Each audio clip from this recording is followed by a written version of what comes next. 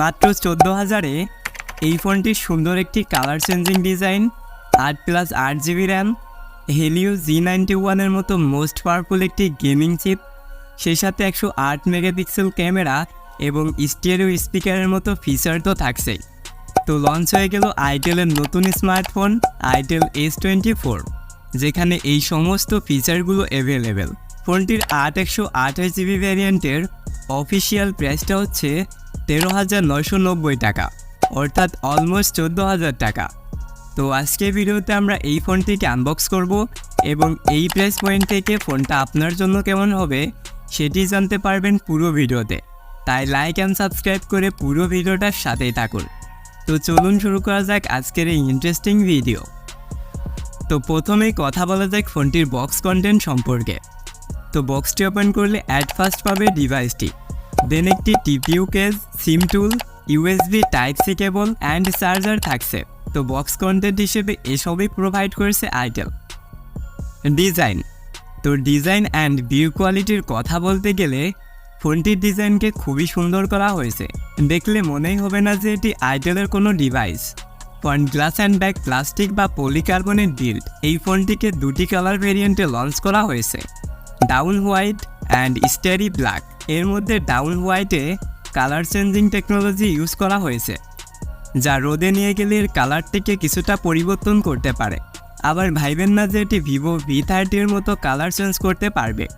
Ports and button হিসেবে ফোনটিতে প্রয়োজনীয় সব কিছুই থাকছে, সেই সাথে স্টেরিও স্পিকারের মতো ফিচার তো থাকছেই।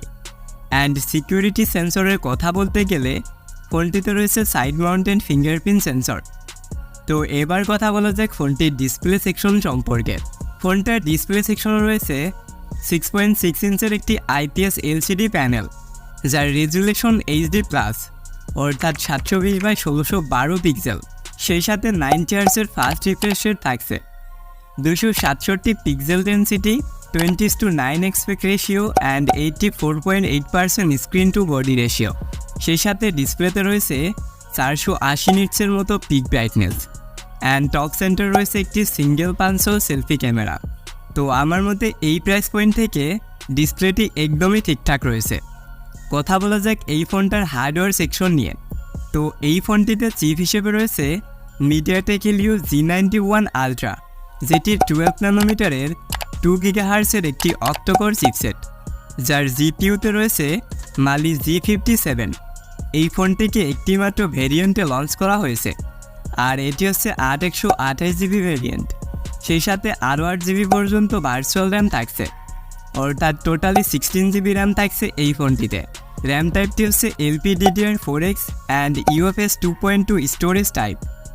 ফোনটিতে রয়েছে out of the box Android 13 and ইউআইতে রয়েছে itel OS 13। তো এই চিপটার কথা বলতে গেলে এটি দ্বারা রেগুলার কাজগুলো ঠিকঠাকভাবেই করতে পারবে। সেই সাথে 8 GB র্যাম থাকায় ডে বাই ডে টাস্কে একটা স্মুথ এক্সপিরিয়েন্সকে পেয়ে যাবেন। অ্যান্ড গেমিংয়ের কথা বলতে গেলে এটি দ্বারা বেশ ভালোভাবে গেমিং করতে পারবে। পাবজিতে সর্বোচ্চ HD গ্রাফিক্সে রান করতে পারবে। অ্যান্ড ফ্রি ফায়ারের কথা বলতে গেলে এখানে আরও একটু বেটার কোয়ালিটির গ্রাফিক্সকে পেয়ে যাবে। ফ্রি ফায়ারে সর্বোচ্চ মিডিয়াম গ্রাফিক্স অ্যান্ড হাই FPS-এ গেম প্লে করতে পারবে।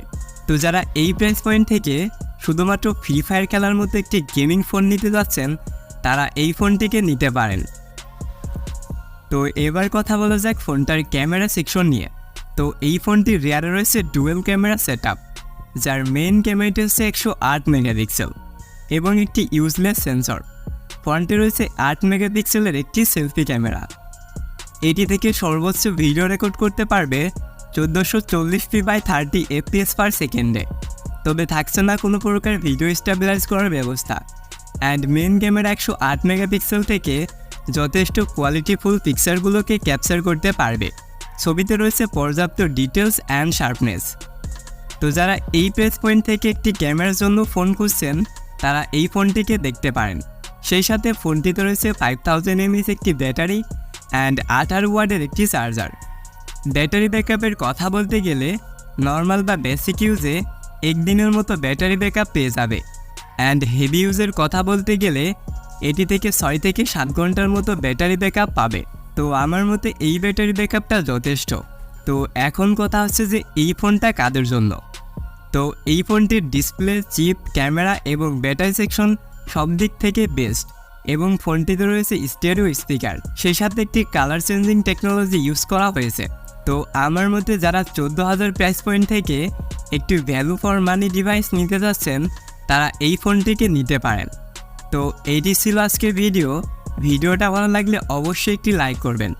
চ্যানেলে আপনি নতুন হলে চ্যানেলটিকে সাবস্ক্রাইব করতে পারেন।